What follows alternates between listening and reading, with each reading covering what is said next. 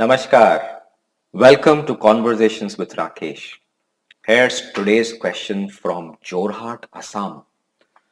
Sir, I have a command on writing, but I can't memorize and speak in front of an audience. That's why I find that my speeches don't come out the way I want them to be.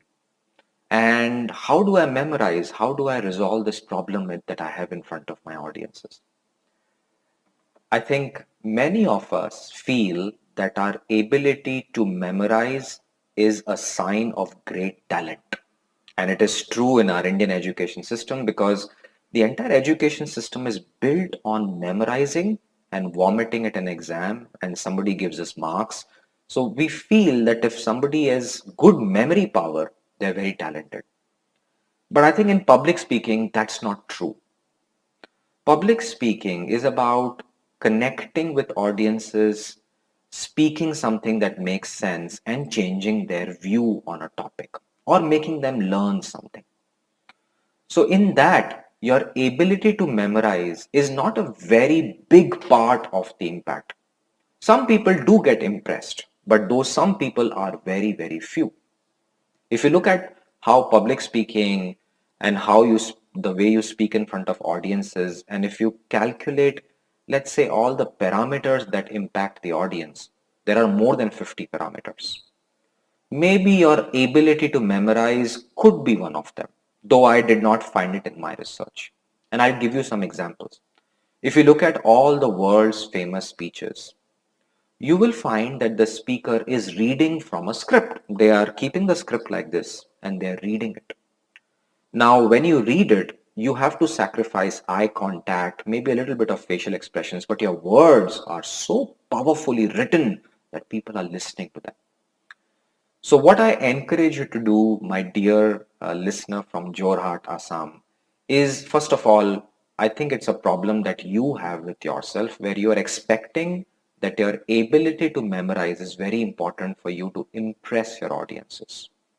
Here's my response to that. I don't think that's true.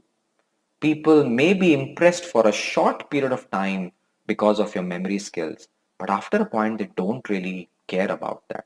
What they care about is how you convey that message and how it impacts their life. So I encourage you to write your speeches, make notes, feel free to read out, and once in a while look up at the audience and give them some eye contact. Practice it. I think Steve Jobs, Martin Luther King, Malala Yousaf, all of these great speeches that we see around us are people reading from a script. And when you read from a script, it narrows your focus.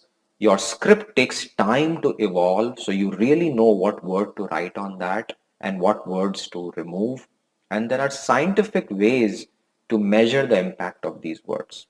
And once your words are ready, read it, practice it, and over time your ability to communicate with little bit of practice, because practice will help you memorize better, then you'll be liberated to go out and speak in front of an audience.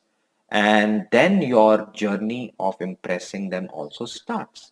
But just because you haven't memorized, I don't think you should understand public speaking from that light. In fact, it is exactly the counter intuitive process. The glossophobia or the fear of speaking is so high that you are bound to forget.